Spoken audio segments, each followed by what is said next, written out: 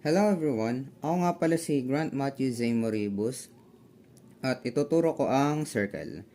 So, ano nga bang circle? A circle is all points in a plane that are a fixed distance from a given point on the plane. So, may given na tayo ngayon. Ito. Gagawin ko lang siya in standard form. So, ito na yung sinulat ko. X squared plus 6x plus y squared equals 7. So, ang gagawin lang natin is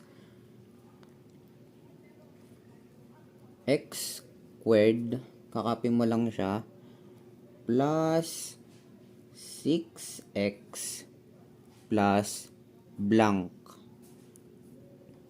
plus y squared equals 7. So, paano natin makakopy to? Or paano natin makuha yung blank na to? So, madali lang siya. Ang gagawin natin is, ang middle term natin ay i-divide natin by 2, tapos isi-squared natin. After nyan, ilalagay natin ang lumabas sa blank at dito sa equal 7. So, i-divide natin to. So, 6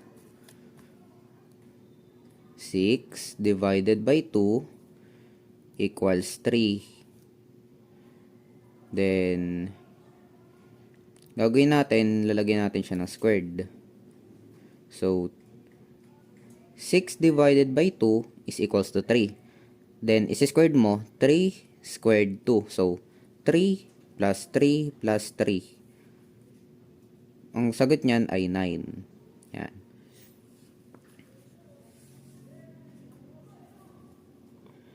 Then, dito rin, dadagdagan mo rin siya. Plus mo rin dito yung nakuha mo dito sa blank. Yung 9. Yan. Tapos, ngayon, ito naman ay perfect squared trinomial na. Pwede nang gawing squared of binomial. Anong sagot nung dinivide natin ang 2 at 6? Nung dinivide natin yung 2 sa 6, ang sagot ay 3. So, ilalagay lang natin dito yung 3. X plus 3. Then, lagyan natin yung squared. Ikakopy lang natin tong y.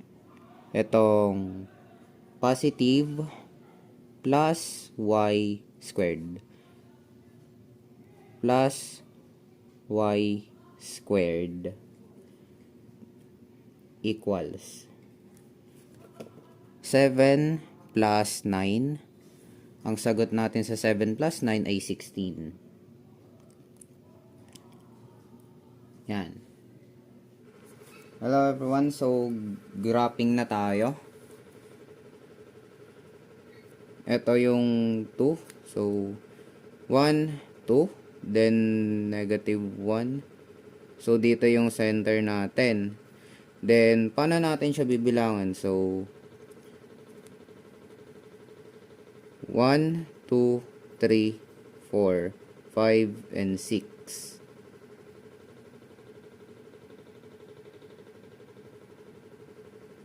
Dito. Then, dito lang din.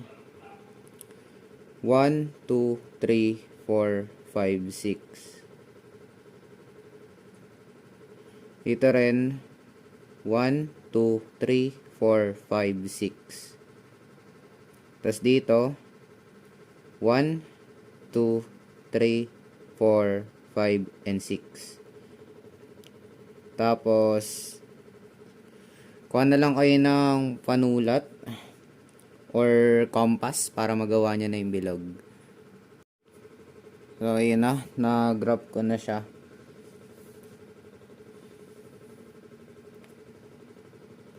Yun lang. Sana na-gets nyo.